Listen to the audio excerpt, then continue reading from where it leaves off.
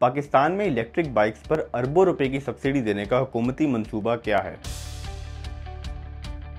मुल्क में इस वक्त 10 के करीब चाइनीज़ कंपनियां इलेक्ट्रिक बाइक्स असेंबल कर रही हैं, लेकिन इनकी सेल्स 50,000 से ज़्यादा नहीं है। इसकी एक वजह तो ये है कि इनकी कीमत दुगनी है और दूसरी वजह यह है कि यहाँ मुल्क में चार्जिंग इंफ्रास्ट्रक्चर मौजूद नहीं है। अब हुकूमत की प्रपोज्ड इलेक्ट्रिक व्हीकल पॉलिसी के तहत बाइक्स, स्कूटर्स और रिक्शों के लिए सब्सिडी की तजवीज़ दी गई है और इस प्रपोजल के तहत बायर्स को 50,000 रुपये की सब्सिडी और बिला सूद कर्ज दिया जाएगा। शुरू में आपको 20% रकम अदा करना होगी, जबकि बाकी रकम आप 2 साल में अदा कर सकते हैं। हुकूमत का टारगेट है कि 2030 तक 30% इलेक्ट्रिक व्हीकल्स हों।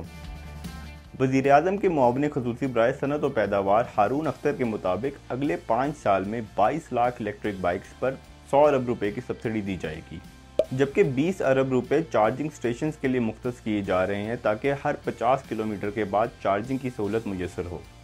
लेकिन यहाँ ये सवाल पैदा होता है कि क्या इससे आम आवाम को कोई फ़ायदा हो सकेगा? माहिरीन की राय है कि इलेक्ट्रिक बाइक्स पर सब्सिडी मिलने से इनकी कीमत कम होगी, ख़ास तौर पर इससे कम आमदन वाले तबके को फ़ायदा होगा।